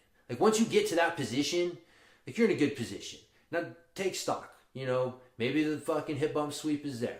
Maybe they're going to post an arm and now you can hit a triangle. Maybe they're going to push into you and now you can hit the fucking guillotine on them. But if you are just, I'm going to hit a hip bump sweep, and you're going for a move and you don't realize, like, no, man, there's a position here with all these different routes that you can take. And whatever they try to defend one route, like, they got to choose, which one of these 3 routes am I going to defend? And the others are open, man. Now, they know, if they're good, they know those other routes are open. So when you go for them, they're going to try to close those off. And that becomes the fucking game. But, yeah, dude, that's the way. And I'm glad you said it just the way you just did, is because that's how you start building it yourself. If you don't have somebody teaching you routes, you know, and because I keep talking about it from the coaching side, but as far as building your own routes or system, like that's how you just have to start somewhere. You're like, okay, I like to get the half guard. I like this sweep. Okay, so what happens when I do this? So make that, because you can start anywhere as a starting point. Yeah. You know, it can be an escape, it could be a sweep, it could be a take, like anywhere. Or you can start at the other end, like, okay, I like arm bars. I like arm bars from close guard. So you can start building your route from there. So this is just, you know, reverse engineering. Like, okay, what do I have to do to get to here? Yes, you know, yeah, so yeah. You can build it that way. Start with the end in mind. Start with the end in mind. Like, yeah. Okay. And when you're first building your route, like, it might just be 2 moves. It doesn't have to be crazy. Yeah. It really doesn't. It Maybe just close guard. Yeah, just getting to close guard. You should know how to get to close guard from being mounted or something. Almost every position. Yeah, like, exactly. Make that a route. Yeah. Like, I'm mounted. I'm getting to close guard. Yeah. That's the beginning of the first route. Yep. And then close guard. Okay, let's get to the hip bump sweep or or triangle. The pit stop. Pit stop or something. Dude, there's so many fucking moves off the pit stop. Yeah, but you slowly start building your own route. Yeah. So you can do it either way, at the beginning or the end. Yeah. Dude, that's been so much. Like, I've realized, since we started having these talks, I realized that's how I see jiu-jitsu. I have my positions. I got my popolo control, that little knee bar control for my leg. Like, that's one of my positions. I know when I get here, all right, man, I got, leg locks here, passes there, whatever they're doing. And it's like you're just trying to get to those positions. And that's what it is. A lot of these things are predicated by position. Like, if you get to a certain point, then you know what their reaction, you've limited their reactions, basically. Like, by your good positioning, you have limited their reactions and their routes. And now you get to try to dictate which one you're going to take from there versus just, flailing around, man. Yeah, that's what you see with a lot of white belts is, dude, we've all seen it, dude. You slap their hands and you could sit there, like just fucking sprawl out on the ground. And they're just like, they're convinced that, one, you have some magic power that you're about to unleash on them. And then, or two, they're just like, and they don't do anything. And it's like, man, you gotta have something to do. Yeah. Have a route, man. I know I was working with one of the new white belts. I forget his name, Andrew, I think it is, today, and somehow butterfly, just your basic butterfly sweep came up. And I was telling him, I was like, man, this is good. Learn this butterfly sweep. But I was like, you want to use this, because most of the time when we start out, somebody's sitting down, somebody's on their knees. And so if you're sitting down, you're basically in butterfly guard. I was like, so slap hands. And now instead of sitting there playing slappy hands for fucking couple seconds, like, start digging for the underhook and start trying to hit this sweep. Just try to go for something. And then you're going to figure out, like, oh, well, this gets shut down this way, or they defend this way. And then I was like, there's just something else to work out. Exactly. You come back, you say, hey, James, hey, Rob, hey, this happens to me. What do I do? This is what you do. And that's how you build those things. And that's what, that is the process, man. You have to practice stuff, go into the lab and fucking spar. Yeah, just experiment, see where it's getting shut down, and then go from there. And it's just the never ending thing. I was all pumped today because I fucking found some reverse ankle lock grip that made it easier to leg drag. Yeah. I was sitting there thinking about it. I was like, man, I need to figure out how to use the leg drag more, because it's a strong position for me. It's getting that foot across and clamping my knees on their thigh for some reason. There's just certain things that make sense and come instinctively. I don't really have to think about that. And so it's like, man, I got to get that fucking foot across more. And just in there drilling. I wasn't able to hit it today. So again, I got to go back and figure out, what am I doing wrong? Is it just I'm new, not committing to it or whatever? But That's the dance. That's the dance, man. Like, oh, this seems like it'll work. Seems like it'll work. And then put it to the test. Like, oh, it didn't work. Yeah, that's what makes jiu-jitsu great, because you don't gotta wonder. You you slap get hands with slap somebody hands and fucking go. Yeah. Or you find out, like, that works on white belts, but man, I get up to like purple, brown, black, and that thing just gets shut down. So, like, what's the difference? What's going on here? What am I not doing? So, yeah, you don't want white belt jiu-jitsu. No. I know, I told that to Randy the other day, man. He fucking snatched my foot from some position where I'm usually safe and got me with the ankle lock. And I was like, man, it's like, you and Kevin are the only two that go for that fucking foot in that position. And he's like, yeah, it's there. I was like, man, I hate when I find out my jiu-jitsu's bullshit. And it was just relying on people's ignorance, man. And you know what but it's funny, man. That's how I look at it. My jiu-jitsu's bullshit's relying on people's ignorance. You know what I mean? I know though, exactly man. what you mean. That says it beautifully. When you get exposed, when something that was working gets completely just dismantled by somebody, you're like, oh, that never worked in the first place. That really didn't work in the first place. People just didn't know what to do. Yeah. They were ignorant. And so my jiu-jitsu's been bullshit.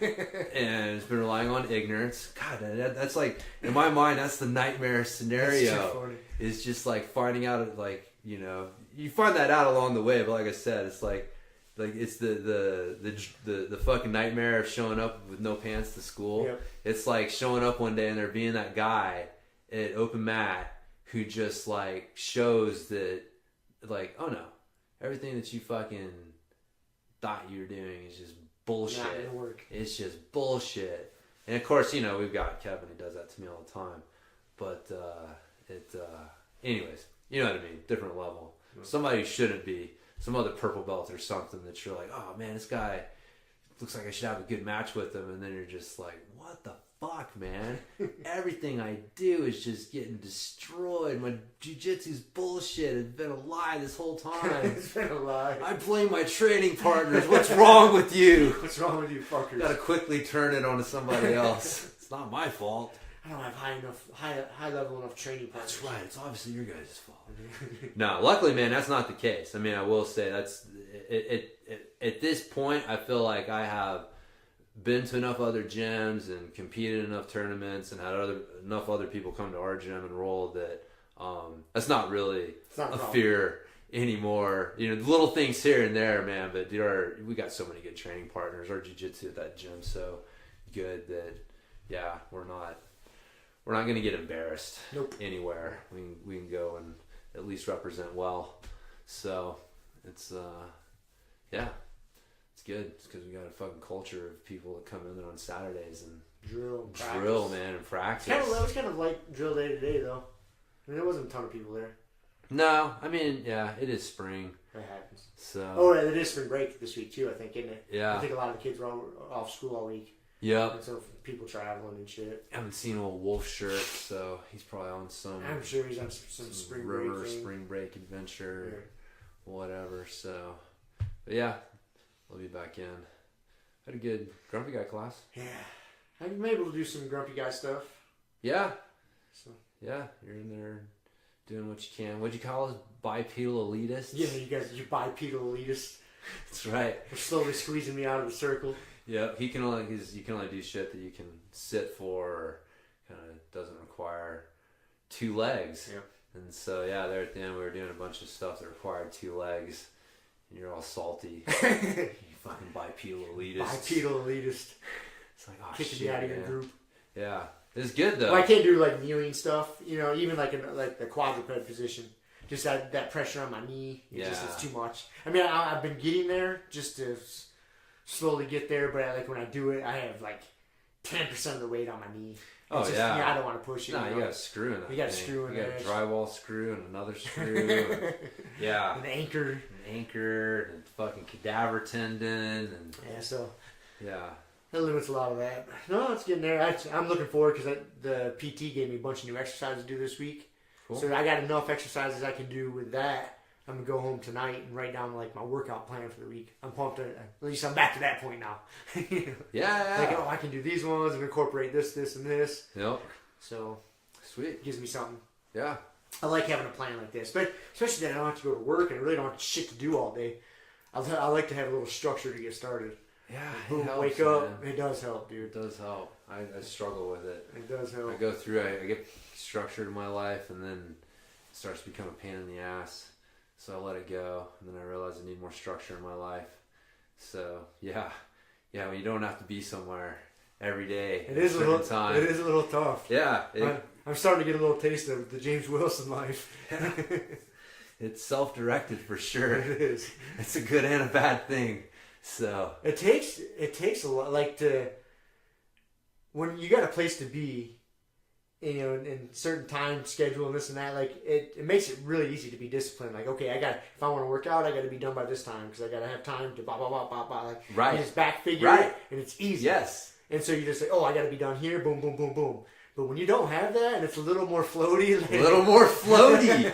Yes, that is a good way to put it, man. You're working out. It's tough, dude. Workout was supposed to take an hour, but what if it takes an hour 15? Yep. What does it really matter? And then you're done, and it's like, you know, I'm gonna get to it. I just, you know, there's another 15 minutes, kind of getting a cup of coffee and doing some shit. Next thing you know, like, 45 minutes, an hour that you thought you were going to be working is gone. Yep. And it's like, oh, but I got to be at jiu-jitsu. So that's like a hard thing. So it's, anyways, yeah, it is. It gets floaty. It's so fucking hard to have that hard time. And that's the thing that drives me nuts. Like, just to have a fucking small little rant here. Because everyone's like, oh, schedule it out. Like, I'm sure you've probably even heard people say, like, you know, every 15 minutes, right? Like, keep a little fucking lawyer journal where you're keeping track of everything you're doing for every 15 minutes so that you can, like, look at it and categorize it and figure out what you can cut out. And I think that there's definitely something to that, especially if you've never done it, right? Like, people who have never even thought about, like, God, how many hours a day do I spend on email or something like that? Like, yeah, you should, it might be a good exercise. But there's this, people, you know, it's like, if you can get everything scheduled just perfectly, then your life is going to fucking run well, right? So I'm going to get up at 6:30, and I'm going to work out from 7:30 to 8:30, and then I'm going to work from 9 to 11, and then I'm going to do this from this time to this time, and it's like a goddamn doctor's office, though. Because the first appointment never goes the way you expect. And so, like, inevitably at some point throughout the day, your schedule gets thrown off, and so then you're not accomplishing everything that, like, you thought you're supposed to because I got my fucking schedule going, and you're like feeling like a failure, right?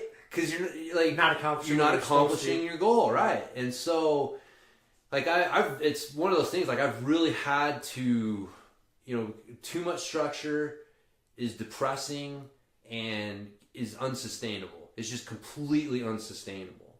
And none is just destructive. Like, you're just not going to get anything done, and it's just not the right way either. And so, man, I'll admit, man, it's been a struggle for me to, like, try and balance, like, you know, having some structure to my schedule with being realistic about the fact that my time's a little floaty.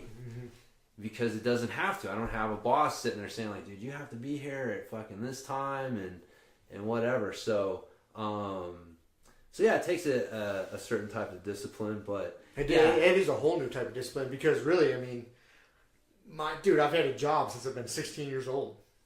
Really? Yeah. I've had some little breaks here and there with injuries or this or that, but basically, I've been punching the clock been employed.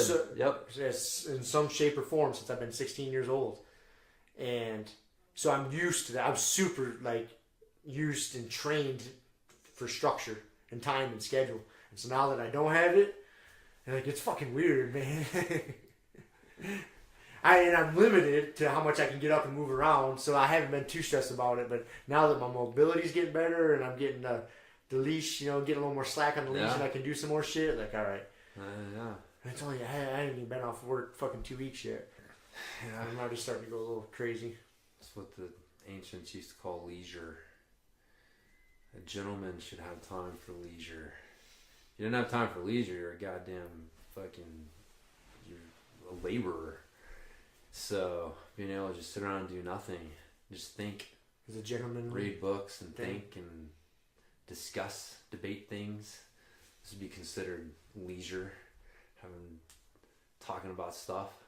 So yeah, just having time where it's not necessarily scheduled out and structured and I'm trying to accomplish this. Because again, it's so much you read, you see Tony Robbins and the fucking Rock and all these people who seem to be accomplishing like what it'd take 5 of me to do, And you're like, God damn it, what is going on here? Like, how am I not able to accomplish 1/10 of this? And I just think that it's not fucking realistic for us. Like the scheduling thing is, it's tough, man. But anyhow, how did we start talking about that? I don't even know. We were talking about routes and building routes and how to do it, starting at the beginning or end. You haven't I don't know. I have no idea how we got there. I don't know either. Oh, you're talking about working out and you're pumped. Oh, I was pumped. Yeah, I get to put a little workout. And you had a little workout. I'm going to be able to do some steel mace stuff, and some Indian clubs, real light Indian club stuff, and even if it's half kneeling, and in position, I can do positions like that. Seated, I can still do some of that stuff. So I'm pumped I can start incorporating some of that back in. I can alternate, like a little rehab exercise, maybe a little this, a little that. Yeah. And I really, that's how I started talking about schedule, because I like to have, I've been doing it for a while now, every weekend, usually on Sunday, I go through and write out my workout for the week. Monday, at least Monday through Friday. Because Saturday's kind of pre-planned with Grumpy Guy, it was pre-planned with the Grumpy Guy and drilling and stuff. But I always write it out. And that way, man, I don't have to think about that shit during the week. I always just have, that's what I'm doing Monday. Yep. Boom, boom, boom, boom. And then I even try to treat it, because basically every day I have a push-pull, hinge, squat, glute. Some days I focus more on whatever, but anyways. And I kind of look at it as a weekly goal. I need to get all that shit done this week, because there's times to where I get shitty sleep and I had to go to work so I wouldn't get it done. But that doesn't mean it doesn't, just because I didn't get it done that day, I got to get that exercise done this week sometime. So I would have my whole week it looks like I got to do double fucking pull this workout because I didn't pull last time or something. But it's such a good feeling. It's such a good feeling having all that shit written down and having a plan, waking up and getting after it. Yeah. I see you laughing No, man, I see where some of the craziness comes out. Dude, I know you're like, God, just double it up, man. Missed it yesterday. Missed it yesterday. Do 2 workouts today. Yep. Yeah, I can see that. I don't know. It's yeah. I got to plan my shit out. The whole walking in there, trying to make up a workout as you go. You never get as good a workout. No. Having some sort of plan and just having it written down, saying all right, even if you end up making some changes to it, at least you had a plan. But that happens a lot too, because I'll have a plan, but as I get into it, then in my head it seems better, but once I start doing it, my body's like, yeah, that doesn't seem right. Let's tweak this. Yeah, so I'll do that quite a bit. Yeah, making changes. I'm a fly. Yeah, I don't know. People get bored though. That's more people make changes because they get bored. I've been fucking struggling with that too. Just I gotta stop worrying about everything I can do, and just do the basic shit. Just focus on the basic shit. And so yeah, I've actually come up with a little warm up. I've got my warm up, and now I've got a warm up before the warm up, where it's actually kind of a little strength based stuff. So I've got a couple moves I'll do with the Indian clubs, like the throws, the mills, and the reverse mills, and I'll do a ram roller get up, doing some marching glute bridges with my feet on the valve slides to make sure I'm keeping engaged. There's just sandbag carry. There's a few things. There's some movements that I need to do, but to keep things simple in a workout. How do you schedule it in or incorporate it? Because it gets real complicated real quickly, and especially if you're just trying to stick to a few basic exercises during your actual workout. And so that's where my idea of okay, what are these moves that I need to do? Because it calms my stress level. Because I'm okay, I know I'm doing these things in the warm up. I don't have to I don't ever have that moment where I'm fuck, dude, I haven't done Turkish get-ups in 3 months. I've just been doing all this other stuff with my workouts, and I've just completely forgotten about that. Or I haven't been doing my sandbag carries for, and so that's what we'd always, I'm always worried about. What am I missing? Yeah. What am I missing? No workout's ever good enough. What am I missing? And so by just kind of having this little warm up beforehand, it fills that in, and then I don't have to worry about it. And it's like if I want to pull one of those out, it's like, okay, I'm gonna emphasize like get ups in this one, but I found that to be kind of helpful. Cause I was kind of, it's kind of funny is I did something very similar to like I would have like the meat of my workout, and let's say I knew that was going to take me roughly 45 minutes or whatever the case may be. Yeah. And then I would allow myself like 10, 15, 20 minutes, whatever it was, prior to that, like the warm up, like my play time. Yeah. Like doing moves that maybe I've been neglecting. Right. Like maybe a Turkish get up or some sandbag stuff, like just mace stuff, like stuff maybe that's like it's kind of hard to incorporate in, to a traditional style like workout, but still, especially when you're not working out, right? Like, just all the time. Right. It's not your job. So yeah, I kind of did the same thing. Like gave myself like the warm up / play time. Like let's play with this move, do that for my warm up, and then get into the meat of it. Yeah. And then it kind of helps for the same reason. It helps me the fear of missing out thought. Like fuck, what am I missing? Yes. There's so many exercises to be doing. Yep. I've been missing this. Missing out. That kind of helps that for me too. Yeah. So that's funny. That is funny, man. Because it is. It's the curse of knowledge. Yeah. It's like we know too much. Like it's great that we know as much as we do. Gives us a lot of tools in the toolbox to choose from. But sometimes it's overload. And you're just always going like, fuck, I could do that. That looks better. So just deadlifts, fucking push pull hinge squat, glute. The glute, the bridge, and there's just.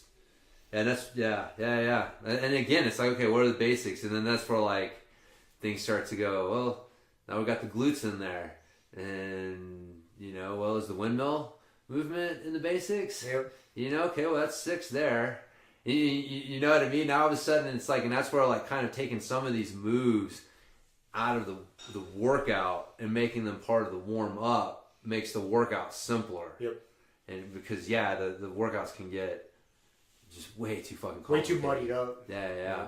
I was talking with Thomas, our buddy. Where's he from? Rifle or where's? Oh, the black belt. Yeah, he lives up in Rifle. Okay.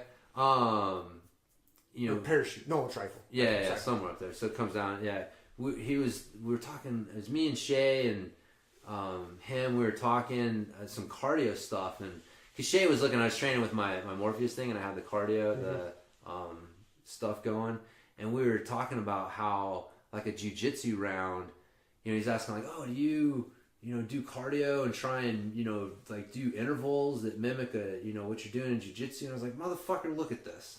I was like, here, if anyone told you this is a cardio workout, you need to jack your heart rate up to 170 and keep it there for about 2.5 minutes.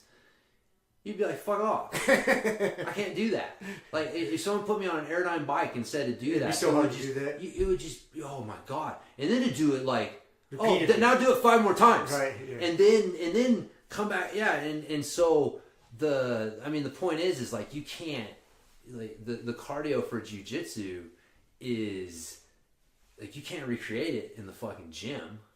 Like, you can only sort of recreate it to a certain extent, but it's not the...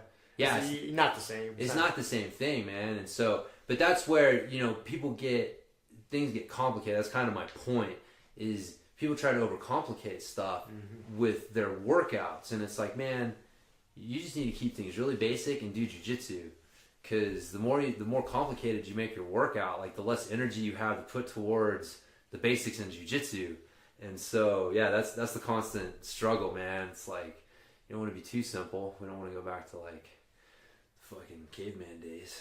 Maybe we do. That's it. Maybe that's the answer. That's it, man. Lifting stones and maces and shit, and then wrestling. Yep. So simpler world that way. Yeah. Swinging maces and wrestling. That's right. Universal basic jiu-jitsu for all. Still our fucking platform. It's still the platform. Still it. So. All right. I don't know if I have anything else. Yeah. I'm ranted out. Sounds good. Save some rants for next week. Yeah. Cool. All right. See you guys. Thank you for listening to the Grumpy Guy BJJ Podcast. Thank you all for listening.